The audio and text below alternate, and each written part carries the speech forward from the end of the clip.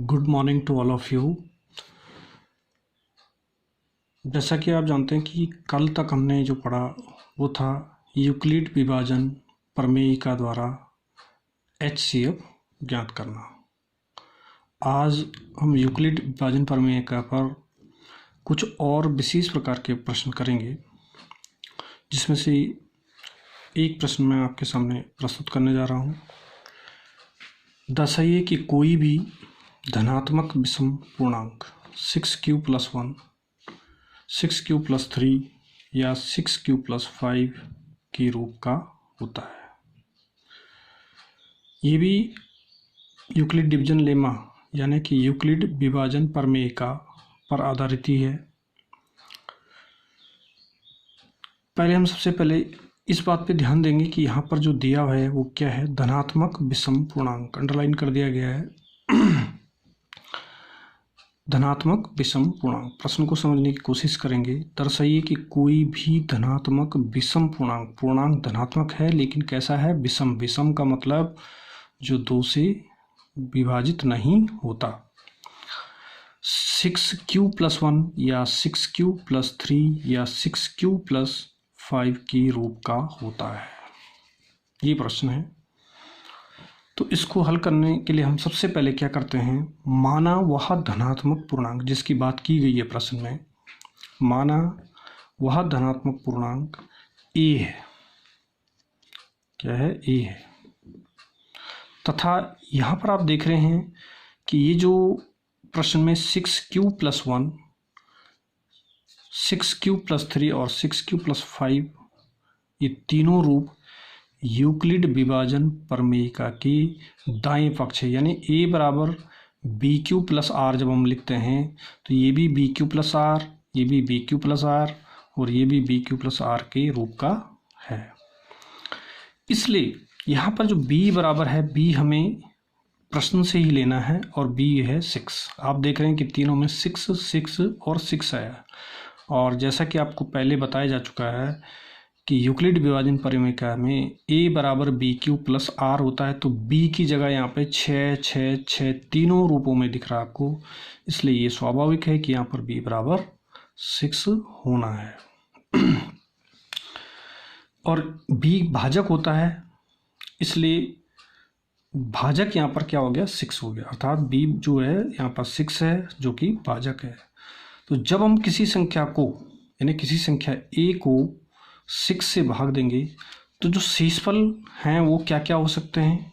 पहला केस ये है कि शेषफल कुछ ना हो, यानी पूरा पूरा विभाजित हो जाए, पूरा पूरा भाग चला जाए और शेषफल 0 हो जाए। दूसरा केस ये हो सकता है कि शेषफल 1 हो। तीसरा ये हो सकता है 2। चौथा केस ये हो सकता है कि शेषफल 3 हो जाए। और पांचवा केस ये हो सकता है कि शेषफल 4। और अंतिम अर्थात छठा केस ये हो सकता है कि शेषफल 5 हो, क्योंकि यहाँ पर भाजक क्या है, 6 है यानी 6 है। तो जायज सी बात है शेषफल 5 से ज़्यादा नहीं हो सकता, क्योंकि भाजक से छोटा होना जरूरी है शेषफल का। भाजक के बराबर होगा तो एक और बार भाग चला जाएगा। इसलिए यहाँ पर शेषफल जो होने की संभावना 0, 1, 2, 3, 4, 5 है। यानी यहाँ पर ये शेषफल हो सकते हैं। अर्थात a निम्न रूपों में से कोई भी हो सकता है। ये रूप किस पे डिपेंड करेंगे, शेषफलों पर। तो पहला रूप a का क्या हो सकता है, a बराबर हो सकता है 6q+0, 6q+0। दूसरा क्या रूप हो सकता है, a बराबर हो सकता है 6q+1 हो सकता है। यहाँ पे 1 क्या है, रिमाइंडर है यानी शेषफल है, जबकि ऊपर वाले में शेषफल नहीं है यानी 0 है। 0 का मतलब नहीं है शेषफल। तीसरे केस में शेषफल 2 है, चौथे केस में 3 और इसी तरह से 4 और 5 भी है, यानी ये शेषफल हैं। और इन्हीं के आधार पर a के कितने रूप हो सकते हैं, 6 रूप हो सकते हैं। 6 रूप हो सकते हैं। पहला केस में शेषफल 0 है और q तो आपको पता ही है, q एक अद्वितीय धनात्मक पूर्णांक है। ये q जो है अद्वितीय धनात्मक पूर्णांक है।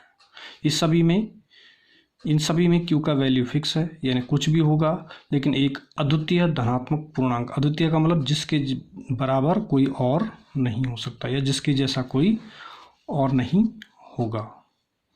यहाँ पर ये यूनिक है, यूनिक का मतलब होता है अद्वितीय, और धनात्मक पूर्णांक है, तो इसलिए ये तो सब में सेम रहेगा। यहाँ पर सिर्फ परिवर्तन किस में आएगा, शेष फलों में। 0 है तो ये रूप रहेगा, 1 है तो ये रूप, 2 के केस में ये रूप, 3 और 4 5th के केस में ये रूप रहेंगे इसके। तो अब हमें यहाँ पर ये ध्यान रखना है कि इन रूपों को प्राप्त करने के बाद, यानी ये रूप हमें मिल गए हैं, अब हमारा काम है कि इनमें पता लगाया जाए कि कौन सा सम है और कौन सा विषम है। तो जैसा कि आप जानते हैं कि सम संख्या में हमेशा 2 का भाग जाता है, जबकि विषम संख्या 2 से पूरी विभाजित नहीं होती। तो पहला जो ऊपर केस था